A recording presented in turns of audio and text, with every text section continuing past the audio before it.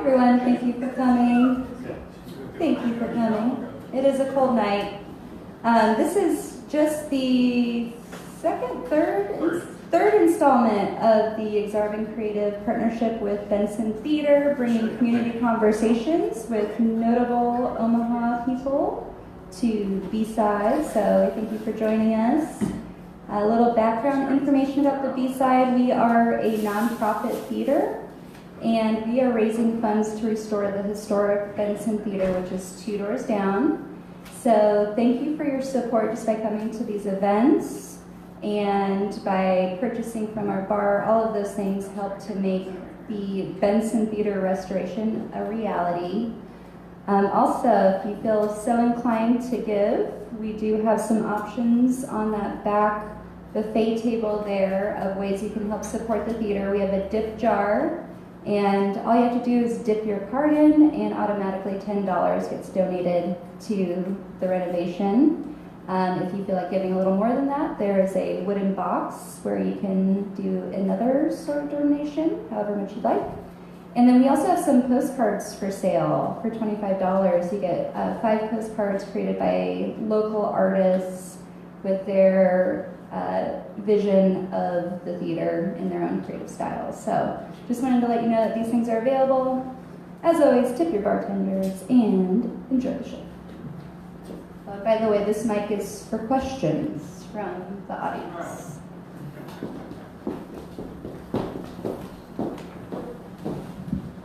All right, so that's some pressure on you guys to ask questions, by the way. I'm Tom Noblock, host of Riverside Chats. Ben Matukiewicz is walking around taking pictures. He helps produce it. So in case you want to look back at the previous episodes where we do talk to notable Nebraskans, look back on, you can follow us on Facebook, Twitter, any social media. Also, feel free to follow us on whatever your favorite podcast app is. We are on basically all of them. So if you like Apple, Spotify, Google, any of the big ones, we are out there. So this will be up there like that. And as always, if you have somebody or if you are an interesting person in Nebraska doing something that you want to talk about or that you think anybody else would find interesting, please do reach out to us. You can always contact us through social media or anything like that. So today we have a very special show. We are talking with Brigitte Timmerman, who directed the new documentary, The Omaha Speaking, which is about the Omaha Tribe and those who still speak the original Omaha language. So that's something I don't think people really know a whole lot about. And I want to talk specifically about the fact that nobody seems to know about or have that connection and how Brigitte came to have that. So let's bring Brigitte Timmerman. Help me welcome Brigitte Timmerman, everybody. So you can, I don't know what your preference is. I like holding the mic, but if you want to just tip it or whatever you like, feel free to do that. I like holding the mic. Right, because otherwise you kind of like lean over the whole time. And, I don't know. Hello. All right, so Brigitte, you and I had lunch, I don't know, it was like 3 years ago, and you were talking about making this movie. I don't know what the stage of it was, but first off, how long have you been working on the Omaha Speaking? It's been 3 years since October 2015. Okay, so a long time. And documentaries are different. Like, I've made some features, and we make them usually on like a way too fast schedule. Documentaries, it seems like it's easier to sort of take your time with it because you're not necessarily stuck filming it all in a month or something like that, unless you have financial reasons why you might do so. So, like, what was the timeline of coming up with the project, getting to the point of even starting to work on it, and then getting it where it is now? So this was in September 2015, and my friend John Papan, who's Omaha, he kept bugging me about a project, and I was working on something on Pine Ridge, the Pine Ridge Indian Reservation, and I said I'm just really burned out. And I actually grew up, my father's a rancher, that part of the ranch is tribal land. So I'm very familiar with Native Americans and how culturally sensitive they are. And so he said, I have something for you, and just hear me out. And he said, we're in a crisis. My father is one of the last remaining fluent speakers of the Omaha Tribe, and we need to have these people documented before they're gone, and would you do it? And I just said, well, how can I say no to that? So within October, I started planning it, starting getting some interviews set up. There's a very sad story with the first one that I was going to set up. She agreed, and then she passed away a week before we were going to do the interview. And so it took 18 months to get everybody, because they don't just say, well, sure, we'd love to interview with you. I mean, they didn't know me. They had to know that I was serious and my intentions were valid, I mean, that were real. That I had good intentions, and that I wasn't going to just come in, film them, and then leave. And I've heard that a lot. And there's As in, like, film and then never do anything with the footage, or like not develop a relationship? Well, to come in and film it, they do the project, and then you never hear from the filmmaker ever again. And I've heard that from more than a few people, that they say they come in, they film, and then they leave. And we never hear from them again. We never know what the project is. We never know where it's been, screened or anything. And also, there was some reservations, because I had one gentleman who is a roadman. He was the last person that interviewed with me, and he said, I didn't want to interview with you because the last time I interviewed, it was a local news channel. I did a prayer. I told them to shut the cameras off. And not only did they film the prayer, they showed it on the 6 o'clock news. So that's what I had to deal with, is a lot of distrust. And like I said, they wanted to make sure that I was coming in respectfully, and making sure that their culture was shown respectfully. Right, and I think it speaks to the fact that, like, but people who live in Omaha have lived in Omaha their whole lives. I mean, like, Ben and I, for example, are people who cherish the idea of, like, let's bring an Omaha culture, let's bring attention to Omaha culture, but, like, it rarely does it ever come up that we even think about the Omaha Tribe or try to make that connection. And it's like, I feel like even just thinking about talking to you about it, it occurs to me how it's ridiculous that we really don't know anything. We don't have, like, our education doesn't really do anything to try to involve the Omaha Tribe, even though, like, obviously the name of our city is from it. We say it almost every day, but that connection is something that you really have to have an effort to, first of all, try to have a connection to know about it, but then for you to also be literally involved with the Omaha Tribe, and then to learn how to be respectful about it. It's just like, it seems so disconnected from all of us, and I don't know why that is. I mean, you were exposed, was it the Omaha Tribe that, like, when you were growing up, the reservation or the land that the land that your dad had, was that the Omaha Tribe land, or was that? No, that was Oglala Lakota, and they're even more, like, they'll keep you at arm distance.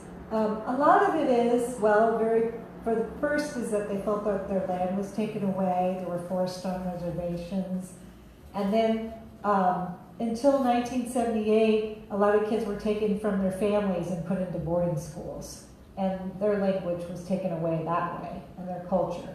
So I can see their distrust. I can see how people want to come in and exploit. I hate to use the word exploit, but they want to come in and as, like, more of a voyeuristic. That's what they were concerned of too, that we were maybe talk about the poverty, the alcoholism, and the drug, all of the bad that is on the reservation. And I assured them, and with the elders, when I talked to them, I said, we need to do something that is going to make the kids rise up and proud of who they are. So none of that will be shown.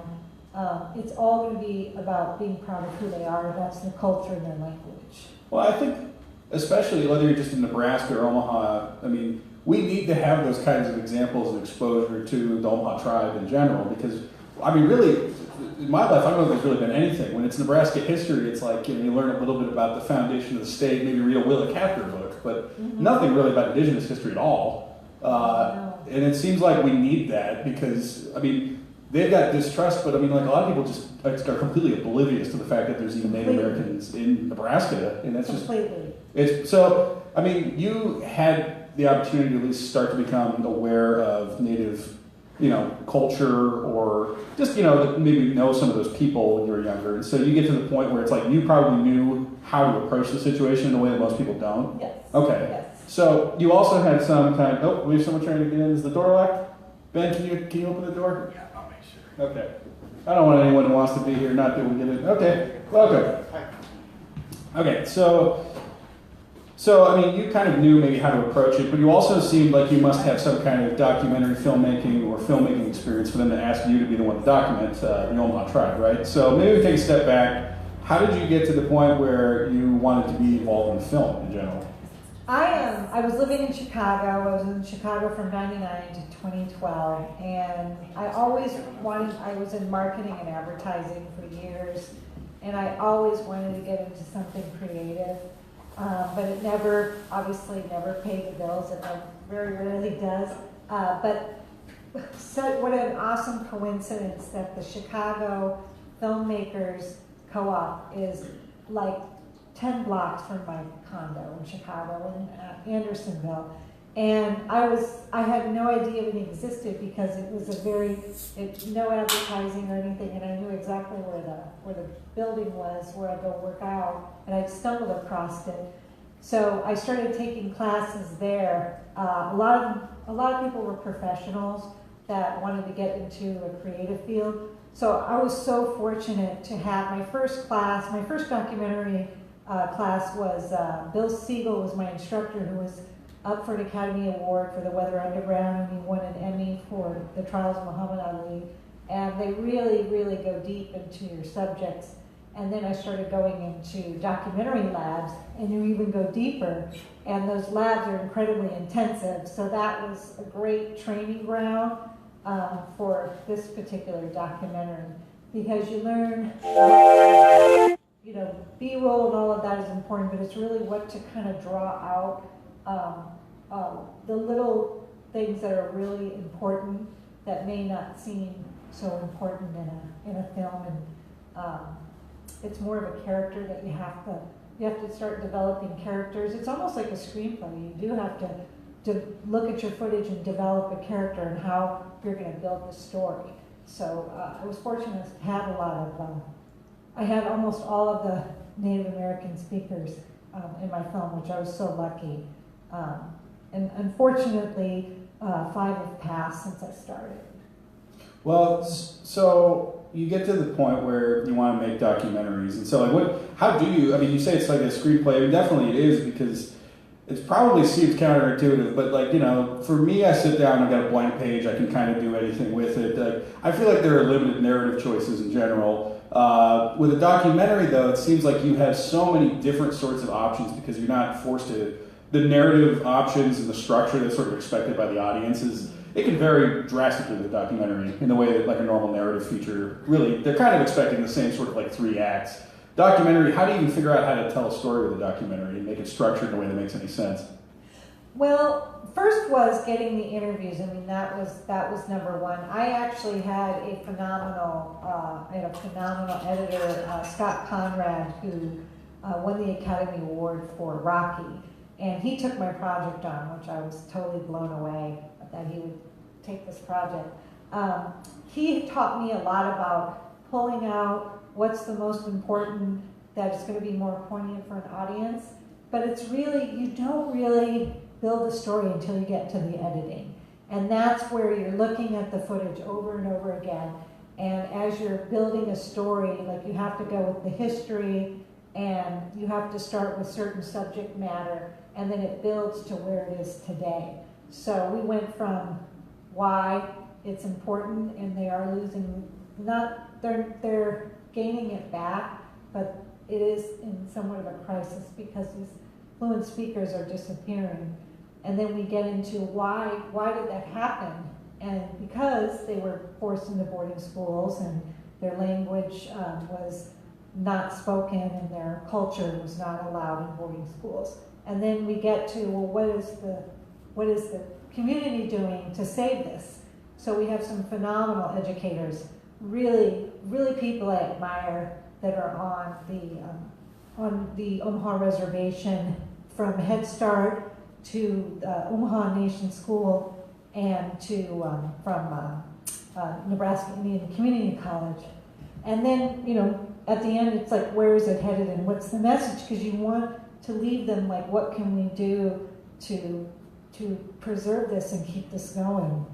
And in between that, you're learning a lot about Omaha culture. So you're going to learn so much about Omaha. The Omaha, like there's a clanship, how they revere the earth and the sky and plants, and it's really amazing. It's really amazing. This culture is incredibly rich.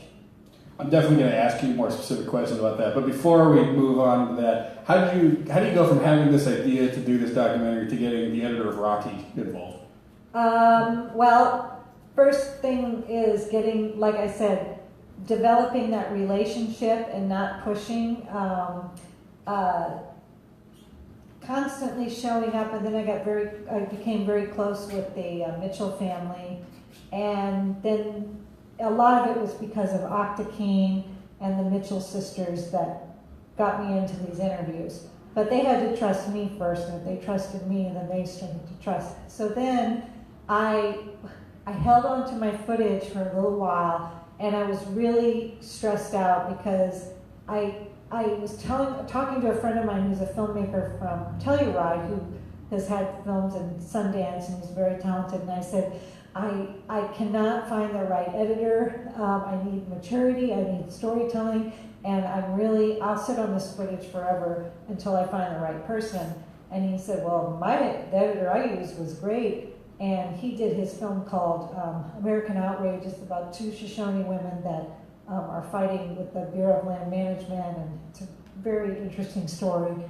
And I said, oh, who is he? He's like, oh, his name's Scott. He edited Rocky. He won an Academy Award. I said, well, he's not going to take my film. Are you kidding me? And so he said, well, he really wants to help Native Americans. He's very interested in Native Americans.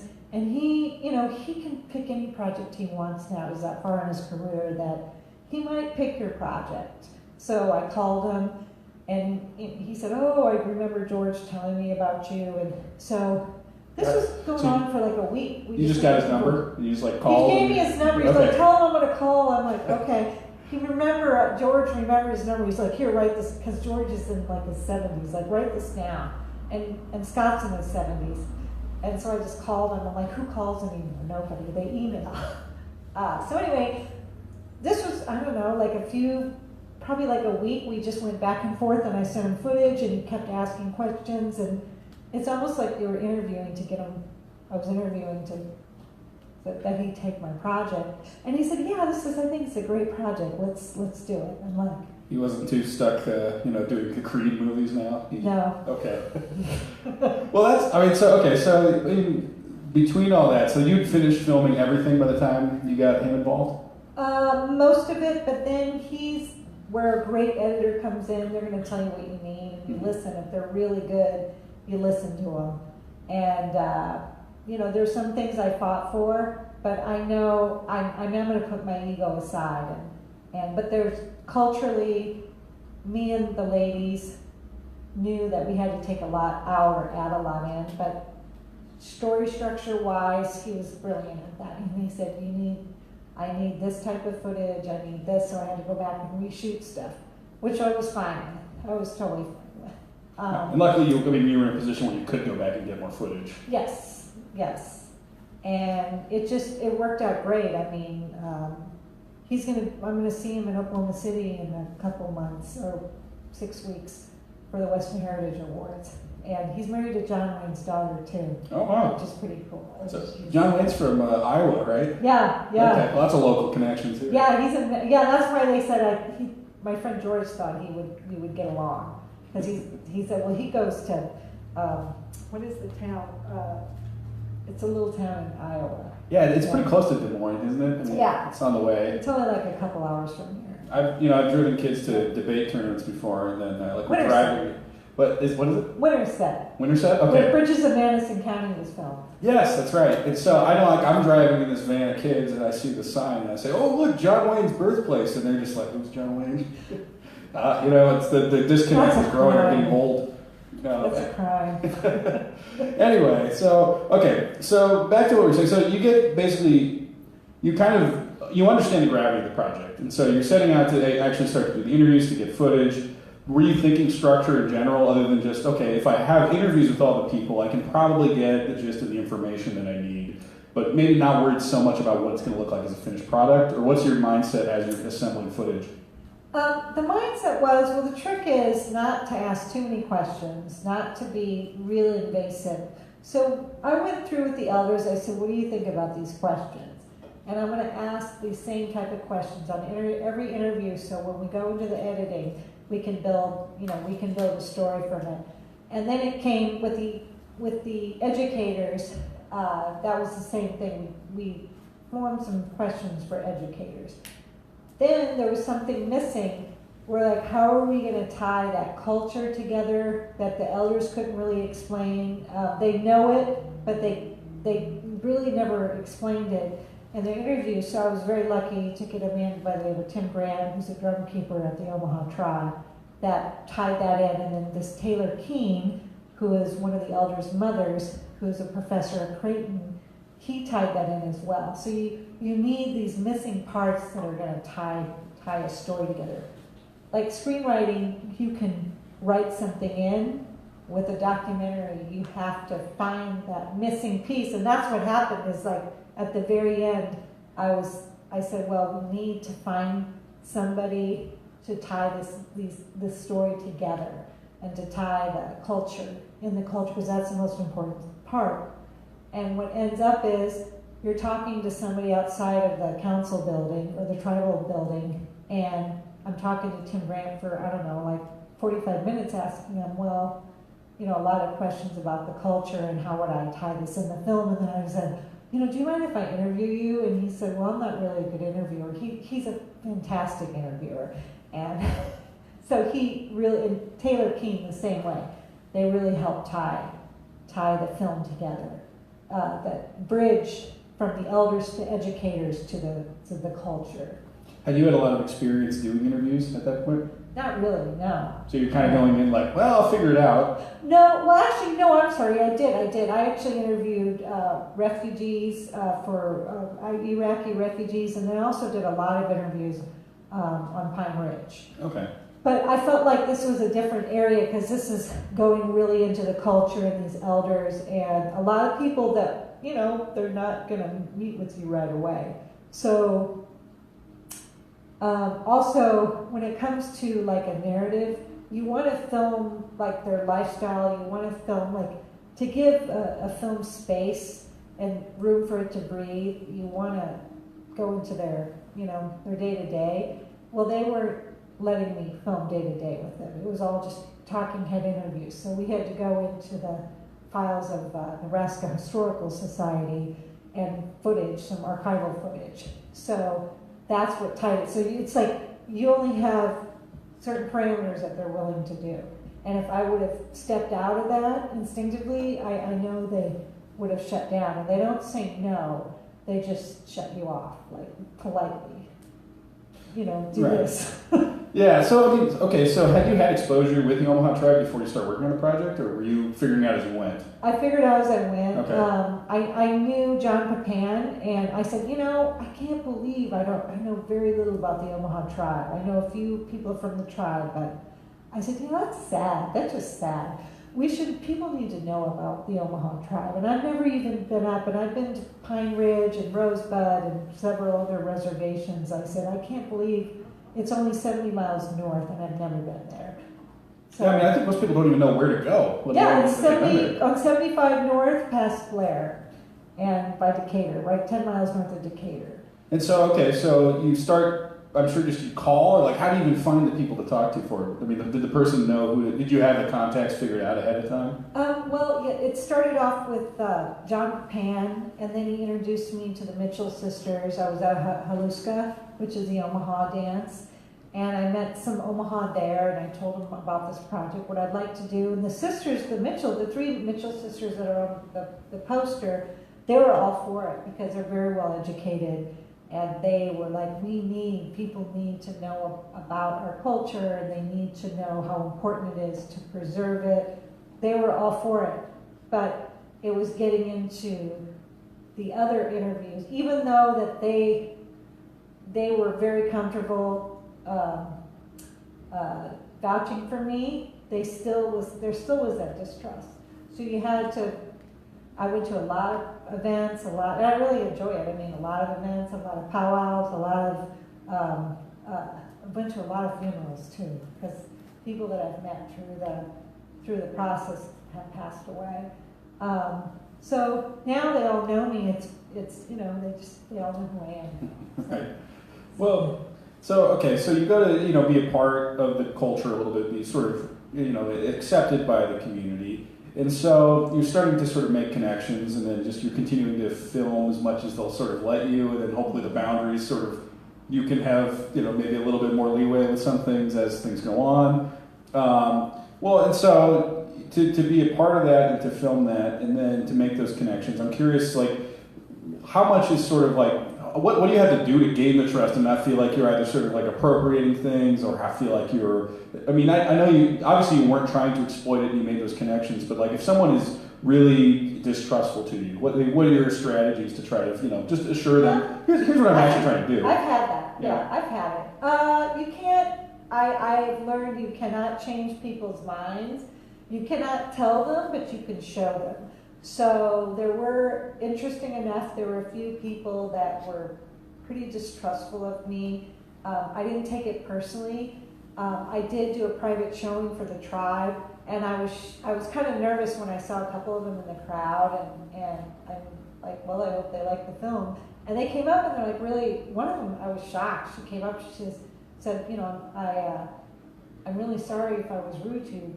We were just being very protective of our people. I'm like, oh no, I totally understand. And she said, I love the film. And I'm like, really? Thank you. And there was a couple other people that say that from the tribe that love the film. So to me, you could get any film critic and they could rip the film apart. And I don't care. I have to say that, like, the most compliment I can get is from the tribe itself and from the native community, because you did it right.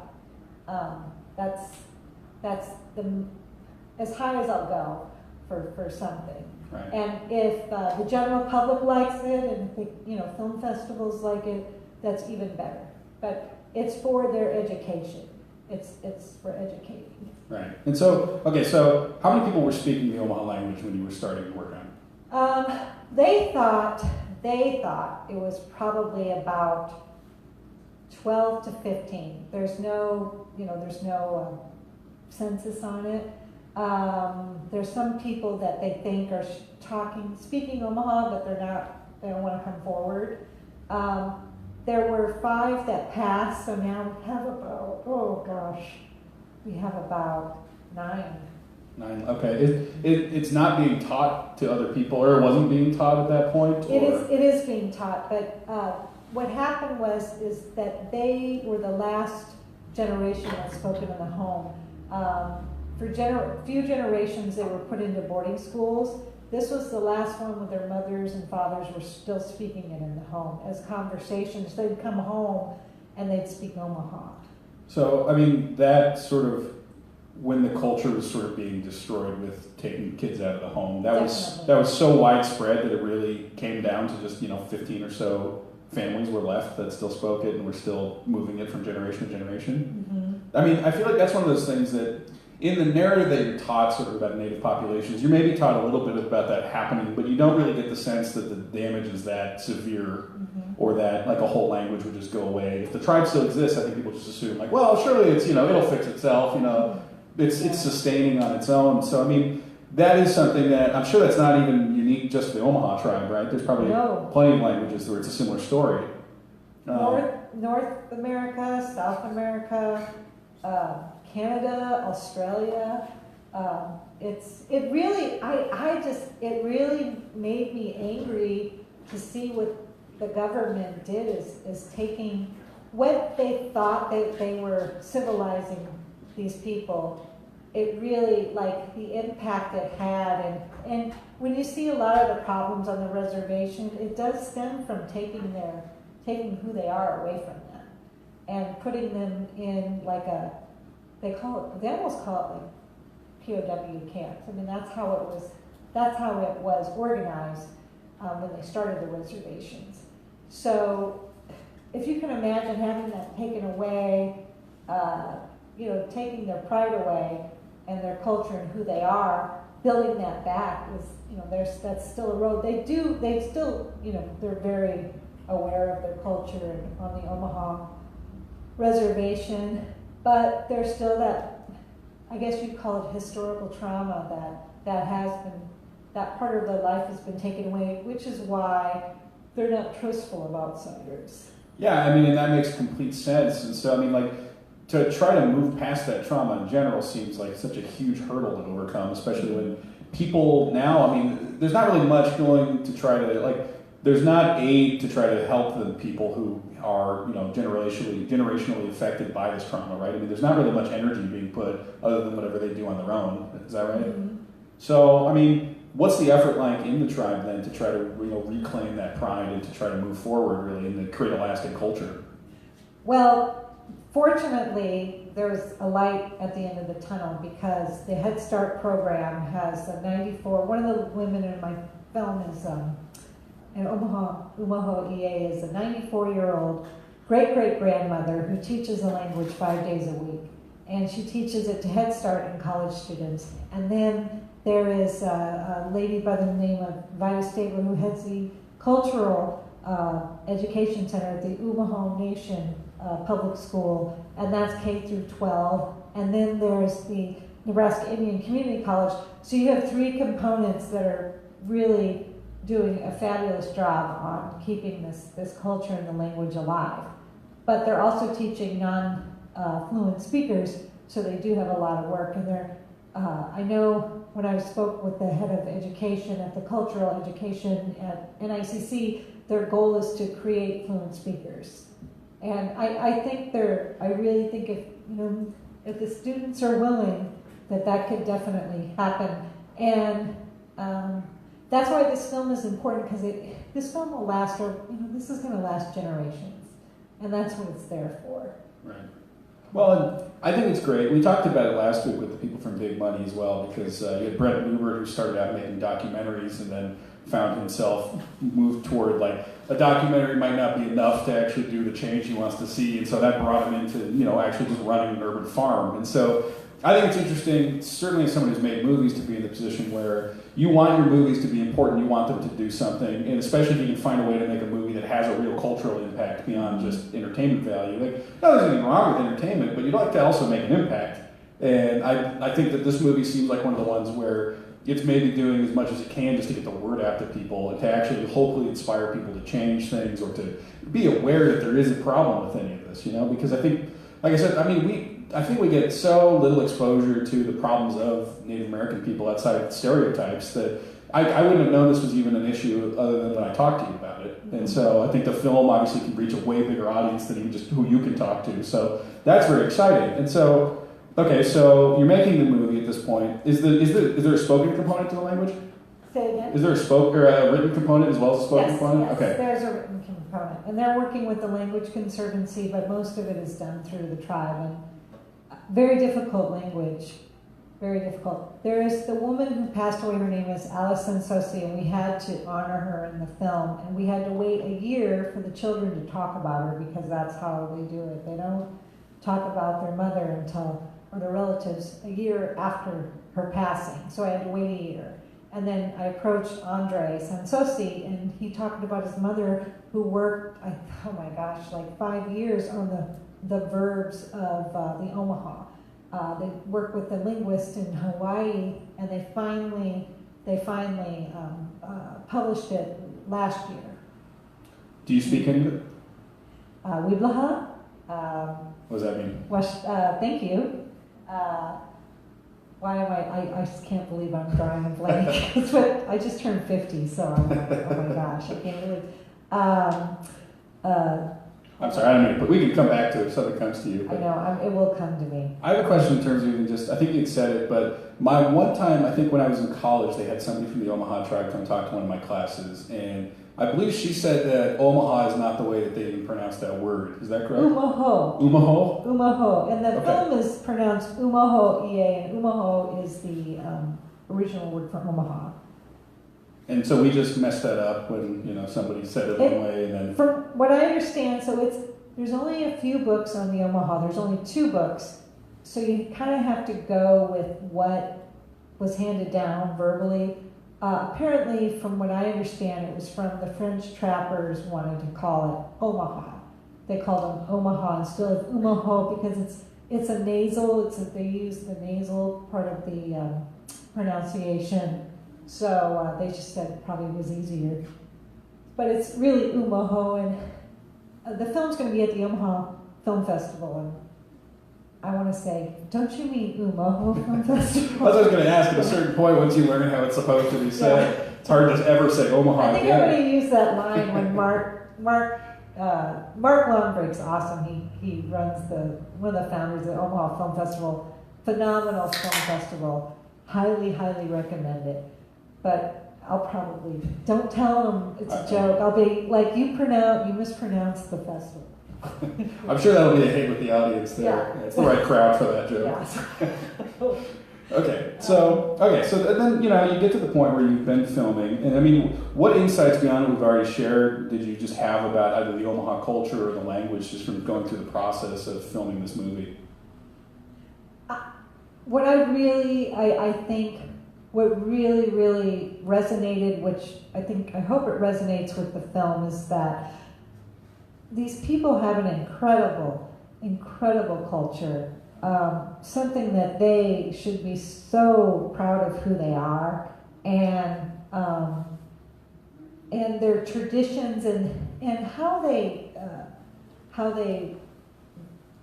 revere elders, and just the like when you go to powwows. I've been to halushkas, and I won't film any ceremonies, but it's their traditions. Or not, it's not traditions. It's ritual. Their ritual. They don't call it religion. They call it their spirituality. This is before, Christianity, where they would talk to God. They don't go. They don't talk to him. They talk with him. They commune with him. They commune with the Creator. So that really stuck with me. Like I said, the rituals on why things are done the way they are, the different seasons, and why they plant certain seeds for their certain clan. It's really interesting, and I'm like, a lot of people should live this way. A lot of people should live ritualistically. I think it would be a better world. So I have immense respect for the culture. I have immense respect for their language, and I hope the film was first and foremost made for the Omaha people. Second was for the Native community, and thirdly, the outside. I really want them to gain an understanding and hopefully open their eyes and say, I can't believe that we don't even know about it. And I said, that's okay, because I didn't either. So. Yeah, and I mean, we need ways to learn about it. You said there's only 2 books written about the tribe? It's Omaha Volume 1 and 2. The 500 verbs came 2 years after I started filming. There is a great dictionary that was made, but it's a private dictionary that I actually got access to. Mark Swetland just released a dictionary from University of Nebraska Press. But the day my film was done, it came out 3 days later, which that would have been awesome to use. That I can't even tell you how awesome that would have been to use when we were doing translating and writing for the film. And let's see what else. There's some really good books about betraying the Omaha. There's there's a book about the sacred pole.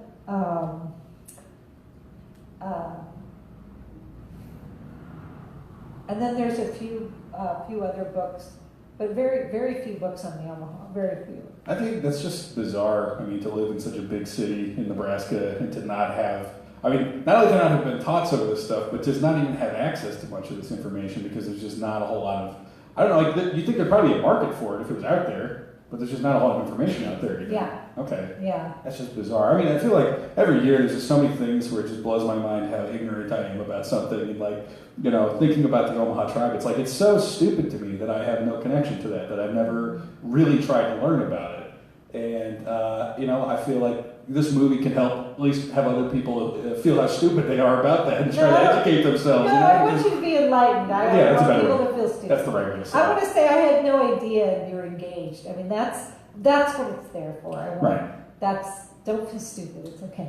I don't know, I've always felt stupid, and I'm always going to. Because every year you realize, here's all these other things I should have been focusing on, and I didn't even know about it. This, you know, having a connection to any sort of native life or culture feels like an important thing for an American to do. Yeah. And so, yeah, that's something that I feel like I need to do a better job of it. And, you know, this movie helps me move closer to figuring out how to do that at least. Yeah, and that's what it's there for. It's there to gain understanding and say, is there something that we can help? Is there a way we can, you know, help with the you know, maybe donate to their language, cultural area of the tribe.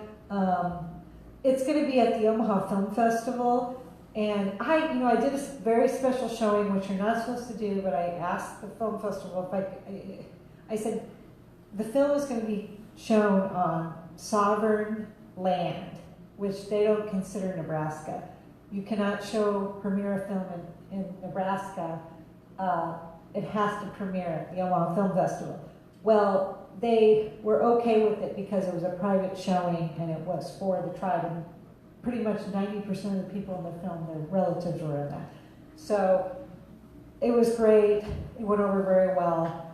So I didn't know if there were a lot of people from the tribe that were going to come up to the film festival. And it turned out like people that didn't make the showing at the tribe, they're all coming up. Like the whole tribal council's coming. The whole council.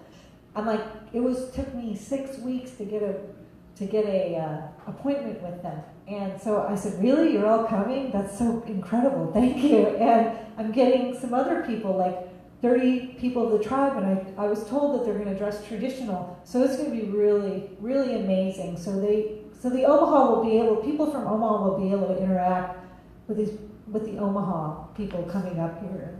So that shows that I think what it is that they're really happy to be recognized and respected. So that's why they're coming. And this is a big event. It's a really big event. Yeah, and I mean, that recognition seems long overdue for them. Long overdue.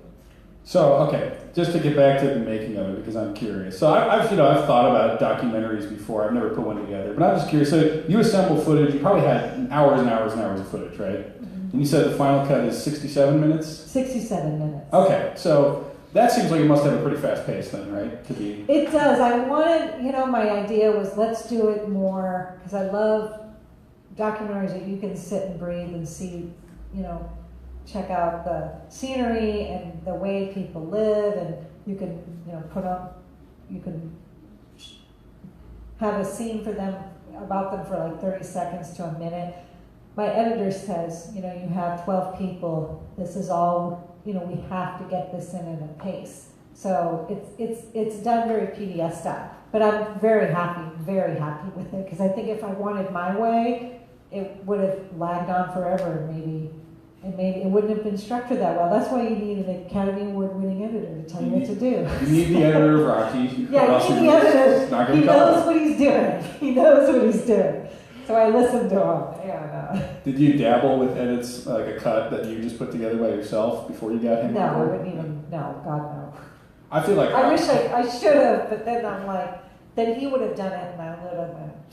Yeah, I mean, you would show him like, here's my 7-hour cut that I put together, and but it's well. Martin Scorsese. So I'm on Masterclass. Have you ever tried Masterclass? It's awesome. Martin Scorsese and Jodie Foster have two great classes. Martin Scorsese, I totally got this when he said this. He's like, when you see your first cut and you don't feel physically sick and hate it, then you're not doing it right. And I'm like, oh my gosh, I remember the first cut, and I'm just like, oh my, I was like really, I don't know why, I was just like, like you had to absorb it all, and it was like building a house that had the frame and you weren't ready. You had to delete a lot and add a lot, and it was very interesting. So now I understand what Martin Scorsese said about that. Right, I certainly felt that way, and I know I've seen so many filmmakers talk about that. Like even I think the Coen brothers have said when they watch the dailies every movie, they're like, oh no, it's a mess, it's not going to work, and then slowly, you regain confidence. But so you had to go on that journey of like finding, how do I make this story work? Because it's like I know that I have the right content, I just don't really know how to present it the right way. Yeah. And so, how long was the editing process? Well, I thought it was going to be 3 months. It turned out to be about 6 months. That's pretty fast though, still, isn't it? I mean, yeah, but my editor was amazing, and we actually now we're pretty good friends. But we're on the phone. He's a workaholic, which is so great. When he says he's going to call you, he calls you. He doesn't some artsy people will just like, oh, I was going to call you, and they call you an hour later. When he says he calls exactly the time he says he's going to call. By the end of the edit, we were talking every single day, maybe 5 times a day. And then on the weekends is when we really were like, because I have a job too, but on the weekends we were constantly talking, even on Sundays. So he worked that hard.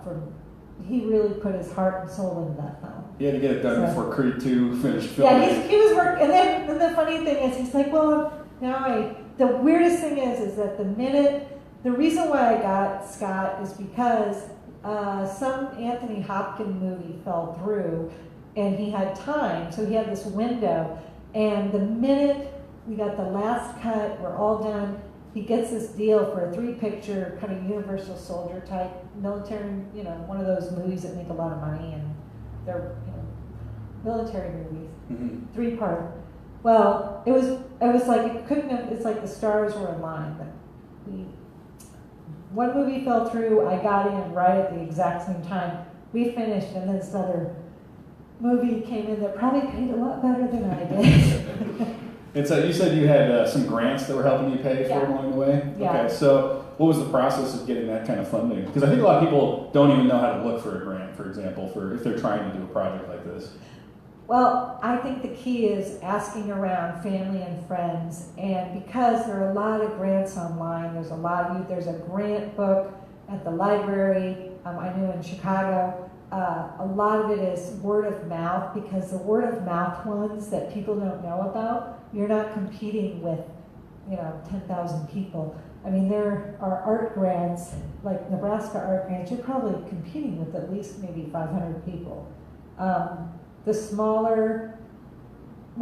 smaller grants, but maybe the smaller organizations that are for the arts. My dad heard of this, and so I put it in, and I got it. I'm like, oof, thank you. And I said, I'm using every penny of this grant. Every penny. And sometimes, and this is that helps your integrity. Grants, they give the money, they never hear from them, they don't know what happened, and they hope the grant came through, but I sent all of the board members of my grant a film, so they were very excited. So I guess that probably is a good lesson for everybody, that you should always not just disappear once you get your footage, get your money, actually be gracious. Because that will build on other relationships, and then you get the reputation, you'll develop a reputation of being, you held your word, you did a project, and also it makes them feel great. They're like, geez, look what we helped create. Because I said, if it wasn't for you, I wouldn't have paid for, I needed to pay for an editor. And this was all self-funded until they came along. Right. And so, okay, then you get music, right? When did you start assembling music? I came across some really phenomenal musicians.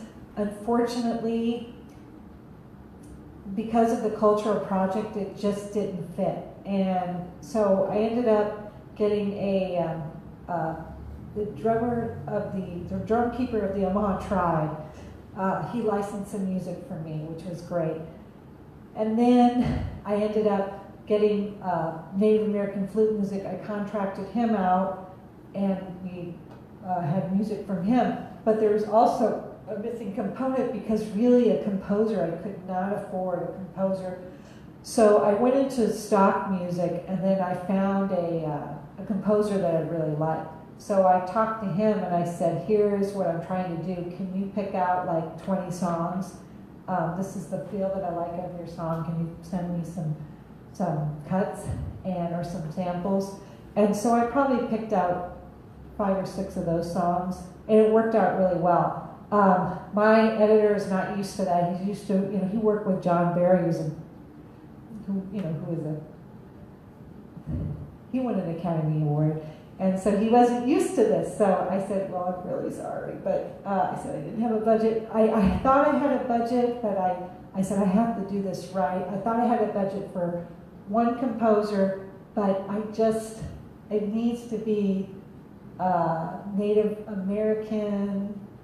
I need to make it culturally sound, so I feel more comfortable, and I want the women to hear every single song and them to be comfortable. The elders who are in the film, I want them to feel comfortable with this music, because music is everything to them too. I mean, that's a huge part of their culture. I mean, they are the you're going to see in the film that they are they actually started the powwow, and they're known as the big drum people. So that is a part of their culture. So let's say you have music and you hear something that sounds Native American. If that isn't in their culture or their tribe, they'll say that's Cree music, or that's Lakota. What is Lakota drumming doing in an Omaha film? I mean, that's what you'll get. And I learned that from going to film festivals and listening to Native Americans saying, I can't believe they put a Cree song and that was a Lakota film. And it was a phenomenal film, but they just went.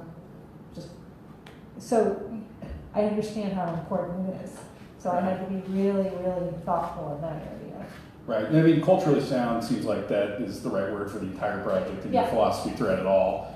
And it shows, I'm sure, in terms of like with the reaction you're getting from the tribe and from everybody else who's seen it seems like.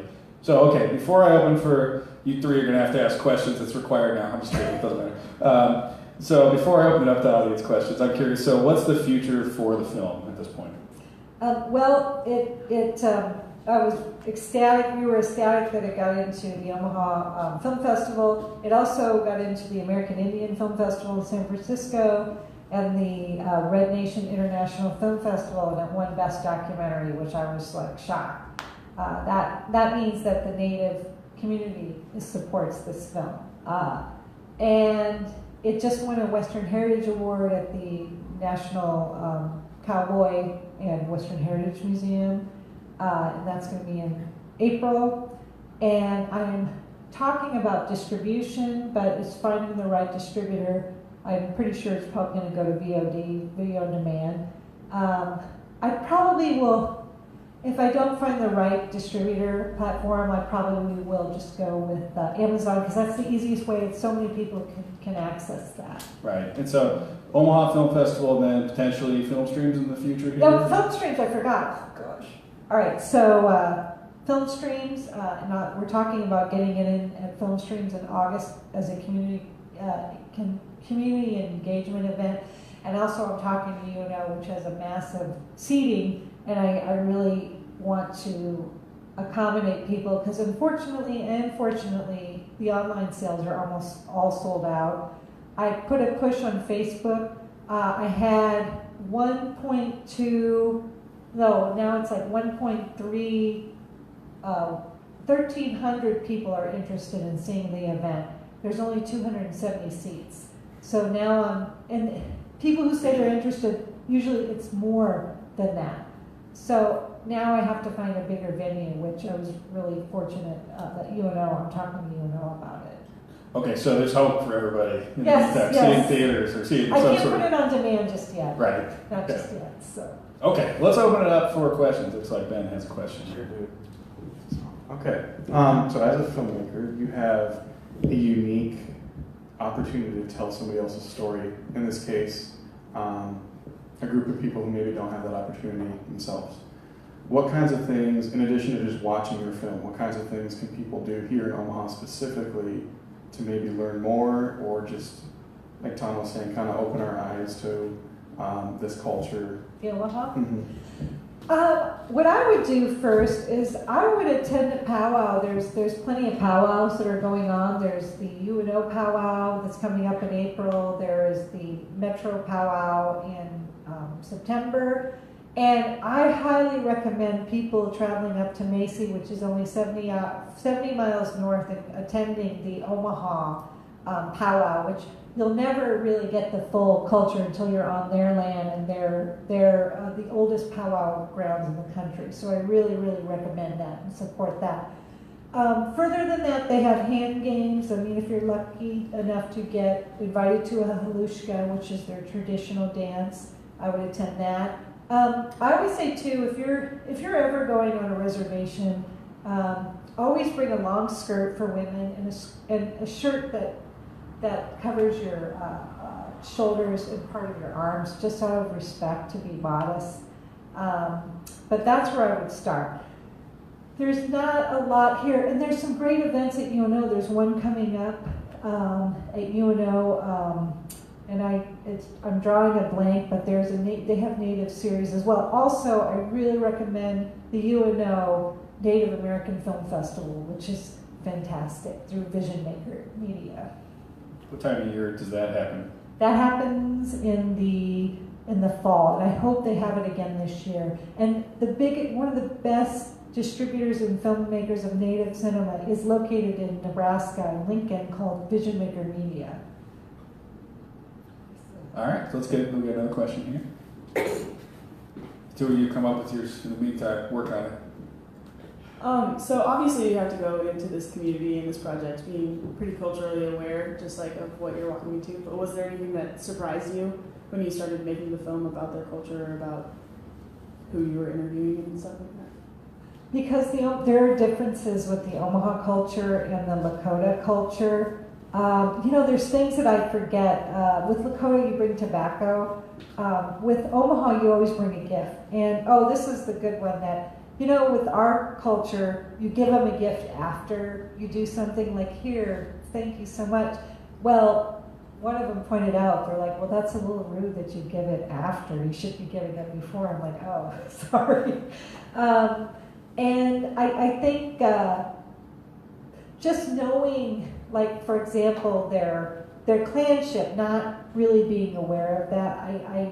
I read it in the book, but not really being aware of it until you get into the interviews when they talk about their clan. And you go into the school, like you'll go into Omaha Nation School, they'll have their clans, these beautiful mirrors, and that's what I used because there's no imagery on their clan, so I had to use the school, but you'll see their clans. So it's really cool how their clans are right there as they walk through the school, and then they're walking up the steps, and their names, like words of the Omaha language, is going right up the steps.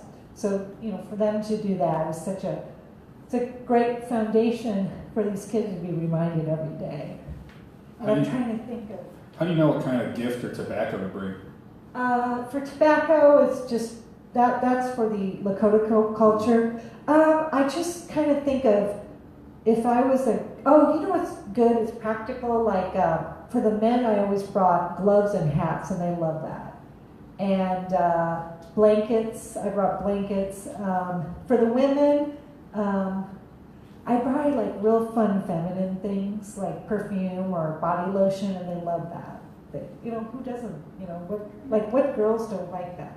So it's different.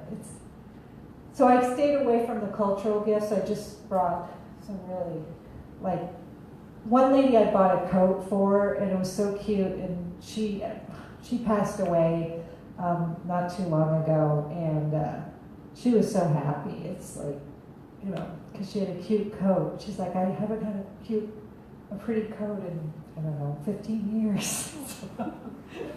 Yeah, I was just picturing myself, like if I was going to buy tobacco as a gift, I'd be so clueless. I'd go just tobacco itself, like people go and say, I just need bag tobacco. Okay. That's for the Lakota. I haven't done that with the Omaha. Yeah, I could handle buying gloves, but tobacco, I'd probably look like an idiot trying to. Practicality is that's like the best gifts for men. That's good to know. That's practical. Okay. All right, we have another question here.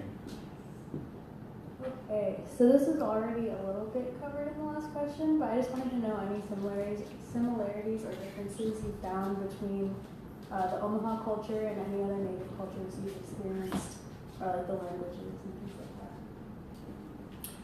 Well, with Lakota has some dances, and their sweat ceremonies are very prevalent there, and there are also the Yowipis. With the Omaha, it's the Halushka, and it's their congregating around. Oh, this is really cool. I can't believe I forgot this. So there's a clan chart. There's a clan chart you'll see in the movie. Well, at the powwows, the family's tents where they camp is always how their clan chart is. So you'll see the sky people go more up on the north side, and the earth people who are part of the earthen clan will go on, their tents will be on the south side. That was really fascinating to me. And, you know, I've been going to this, I think it's going to be my 4th year. You'll know exactly, like, you learn who their clans are, and you're like, oh, okay, I know these people will be on this side, and, you know, because they're part of this clan, that they'll be on this side. So that was interesting. If you have a question here? I do have a question. All right, go for it. Hi. I don't know if we've met. I'm Amy's son. Hi, Also, I heard about you. Amy, your bartender. I was just mainly curious about the filmmaking process. You spent a lot of time talking about editing. I'd like to know what your process is like before the editing stage, when you're just gathering material. Like what guidelines do you have going into that process? Well, first was you try to read as much as you can on the subject, but it started with the 3 women. It was John Papan, but the 3 women that are in my poster online. That's where it started. So those 3, those were the first 3 interviews. Then you have to immerse yourself in the community and develop that relationship so the others will open up to you. And in the meantime, as you keep going to events, as you keep going to, parties and funerals and hand games. There's another one, there's hand games. The Lakotas don't have hand games. That's a big Omaha thing. I forgot to mention that. It's that constant developing that relationship. And once they open up little by little, and that for that particular project, that's what you had to do. So you develop a relationship, and along the way, occur footage. And Yes. then once you really have a good relationship at that point, then you can start editing and turn what you just experienced into a story. Yes, actually, I was waiting to get the very last interview. It was one of the gentlemen. So that took 18 months, and I was like, I don't have a film until at least I get some commentary from him. And in the meantime, you're doing B-roll, you're learning about the clanship, you're learning about their culture, and then a lot of it is incredible patience and being very, you have to be very, you can't be pushy with them. You have to let them open up on their own terms. And I was very, I did have people that wanted to be in the project, and there's some people that were very talented, but and it's not that they weren't polite, it's just that I said, culturally, I'm afraid to bring someone in that could shut them down, and not knowingly that they may have instigated something that they would have shut down. They may have asked too much or tried to pull out too much too soon, and that's what I was concerned with, so I filmed it myself. Well, sweet. Yeah. Thank you. All right. Any other questions from the audience? You got one last person over there. I'm going to pick on you one last time. This is your chance. No? Okay, that's fine. Well, so thank you, Brigitte, so much. I'm sure everybody to be completely aware of wherever the film is going now. They should follow it on social media, right? Omaha Speaking on Facebook and the omahaspeaking.com.